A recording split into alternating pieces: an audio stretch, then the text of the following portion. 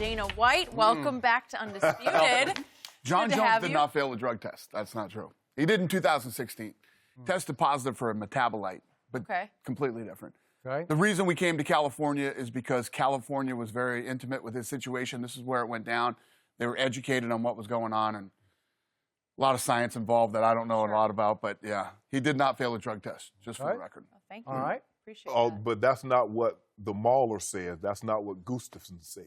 He says he's a cheat, and he's going to knock him out. He's fighting Gustafsson. That's what he's supposed to say, yeah. The guy did not do anything wrong this time. Not that Jon Jones hasn't done plenty wrong in the past, but this time he did not do anything wrong.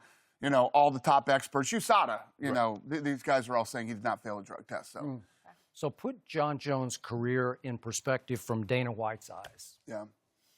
Probably the greatest to ever do it. You know, had he stayed on track and done all the right things in his life and in his career, God knows what this guy could have accomplished. He could be, you know, the LeBron of the sport. Could be the heavyweight champion of the world and the light heavyweight champion of the world. Who knows? The guy that did take that path, you know, Daniel Cormier. Yeah. And Daniel Cormier is that guy. Jon Jones right now is the story of what could he have been. If this guy can win on Saturday night, try to pull his life together and try to put together a nice little run here, you know, with the time that he has left, you know, as a professional athlete, you never know how long that is. You know, he could go down as the greatest ever. Has he frustrated you as much as anyone you've ever dealt with? The most of anybody I've ever dealt with. He's so talented. When you have a guy that's so incredibly gifted and there's so many big fights out there for him, and you know, at one point in his career, he had so many endorsements and, you know, just the money he had coming in from endorsements was unbelievable. And yeah, I love the sport of fighting so much, and I love watching guys who are that talented, and to have been able to see Jon Jones perform the way that he could have really sucks. What makes him so good?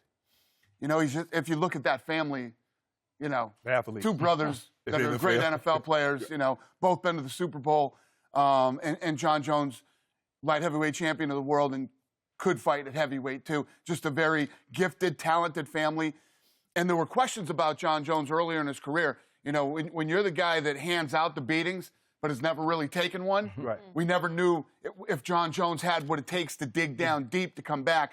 The first Gustafsson fight, we found out that Jon Jones is that guy.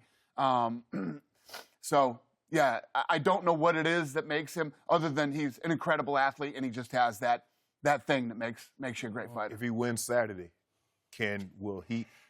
Well, I follow he and Cormier on social media. And you can't like what's going on with social media because they're making it personal. And I understand you're selling the fight, but they're getting personal, talking about slapping each other's wives on the butt. But that's neither here nor there.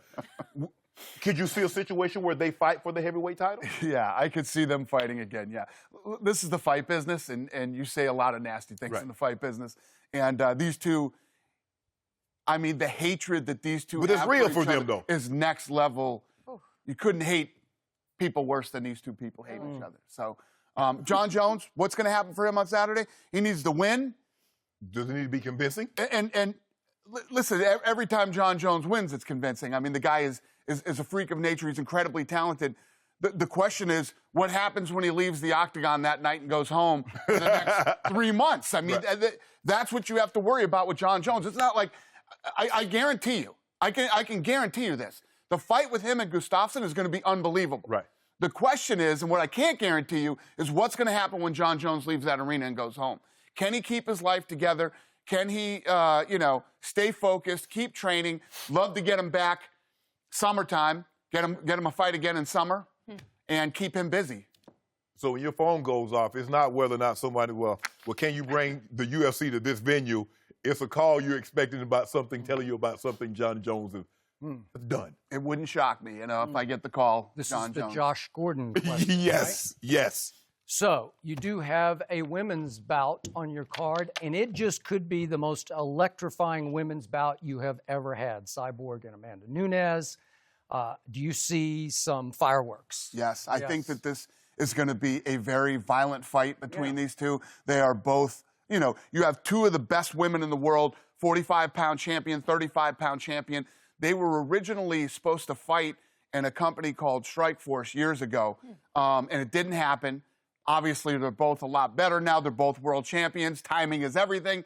It is the perfect time for this fight, and it is not only is it the biggest fight in women's history, this will absolutely determine who is the baddest woman on the planet. Both Brazilians, they don't like each other. Yeah, they don't like each other, but it isn't like Jones and Cormier type stuff. Cyborg thinks she's avoided her for too long and things like that. You know, they have that kind of thing. There's no real hatred there. This isn't one of those personal type fights. But obviously, you know, when you work your whole career to get to this point right here, and this fight determines whether you're the best ever and the baddest woman on the planet, wow. There's a lot of energy that goes into it. Does it go to distance? I don't see it going to distance. They both hit too hard. I know.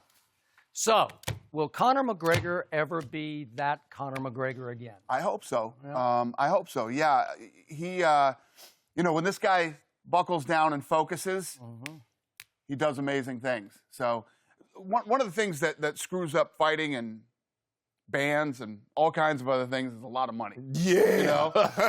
So this kid has made a lot of money just from fighting. Now he's got his notorious whiskey. He's killing it. It's doing very well. You know, Conor McGregor. You made the point to us once upon a time. Once you make that purse that he made on the Floyd night, you don't want to wake up and get hit in the face anymore, right? It's a lot harder to get punched in the face when you make that kind of money. But Conor McGregor is a real fighter to the core. I mean, this guy is a real fighter. He, we'll see what happens. You know, he's still dealing with a lot of personal stuff, which money brings too. Money brings a lot of problems, personal and professional and everything else. So once he gets all that cleared up, we'll see what happens. But the answer to your question is, I hope so. But Khabib is a fighter. Oh, this guy's that's all he knows. He's a beast. But this guy's made so much money since the Conor fight too. It's so who if he doesn't fight Conor next, who does he fight? Who does the public want to see him fight? We got Tony Ferguson. You know, Tony Ferguson. He's got dynamite. He's electric. That guy's incredible, nonstop. and he's obviously next in line for that fight. Oh, I mean that. Woo. But the Khabib, I told Khabib was going to beat Conor, and Skip didn't want to believe me. Still a fan. I know he's a big. He Conor felt. fan. Did you feel that the insults that Conor levied against Khabib and his family? Did you think that he really took that personal and really wanted to punish Conor? Oh, there's no doubt about it. Yeah, there's no doubt about it. 100%. Yeah, that I said at that press conference, one of the darkest press conferences I've ever been to and been a part of. But this is the fight business. This is not the, you know, people say mean things about each other when they're about to fight. It happens. So will we ever see Floyd Mayweather Jr. venture into the octagon? I doubt it. I highly doubt it. I mean, I told him, you know, if he wants to fight again and he wants to do something like that, he's going to have to come. We went over there. Yeah. It's your turn to come over here. Dana, you know, Floyd is 40 plus. You know you can't come. But we went over there. We went there. He's got to come here. Dana, it's only fair. Dana, why should we keep? First of all, most people will argue that he's one of the best of all time. Yes. Right? Okay. Yes. Why do we keep going there to do what he does? You want him to fight? You want to come fight? Let's fight. He's never kicked any. Well, come take that whooping and make your money. Okay. Take the whooping and make your money. But at least in boxing, it's gonna go 7, 8, 9 rounds. You know it's not going to get out of the first. It's not going to get out of the first minute. I agree. And I believe many people want to see that. That's what you want to see. Ain't no many people. Including me. You and him especially. I don't know. Floyd's the greatest defensive fighter ever, right? Maybe he could dance for... Dana, will you explain to him, ain't no amount of defense if you've never done that in your entire life. Just keep them guys up off you. It isn't happening. But you guys did discuss, correct? With him Floyd's coming people? over? Yeah. Yes.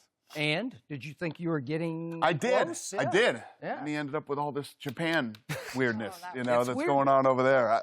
Isn't this beneath his dignity? Yeah. Floyd's in the making money business. Yeah. You know, wherever the money is, that's where Floyd is. Take that back. He's in the easy money-making business. Even better. UFC ain't no easy money. Even better. I don't care how trained you are. That's not easy money. Right. You're right. I agree. What would that payday be like if you could match those two in the octagon? I think it would be just like the McGregor. Yeah, I listen, at the end of the day, I think everybody thinks the way that that Shannon thinks, and he's right, because he's absolutely right. But I think everybody would want to see it too. So Yeah, they want to see him very well. That's why that's why, I think, they love Conor. But people really thought Conor could beat him, and they want to see, when you're 50-0, everybody wants to see the guy go down. And if you think about Conor never boxing and going in, and he did a damn good job against Floyd Mayweather. He did a very good job, yes. Yep. But Okay. boxing is one thing, but when a guy can knee you, he can elbow you. Listen, he Floyd, can choke the life out of does you. not have enough cars. He needs more cars, right? Yeah, he does. So, If Floyd get in the UFC, the only car he's going to get in is an ambulance. It may be a hearse. That's a different animal. think of what he could prove if he You actually... can't prove nothing laying flat on your back. You don't prove anything. Skip, you got they got a light in your eye. Like, are you okay, son?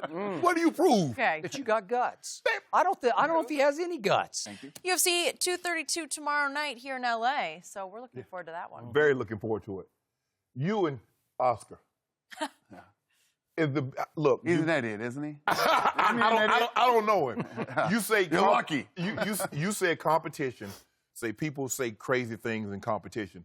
Do you feel this way about him because now he's in the MMA, he's in the fight business? No, I mean, when this guy, before he ever got into MMA, he used to put on boxing events, and I used to watch his fights and promote him on social media and stuff. But he just You feel he took advantage of Chuck Liddell?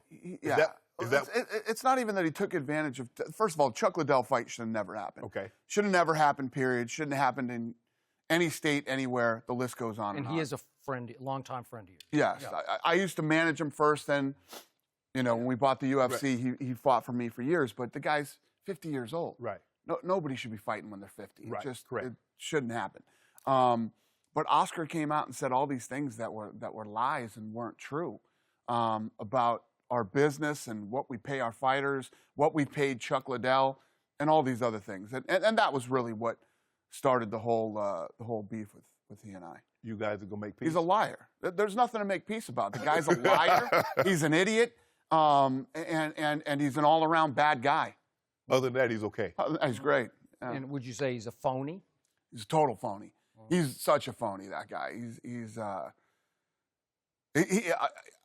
I dislike him as much as I dislike anybody on earth.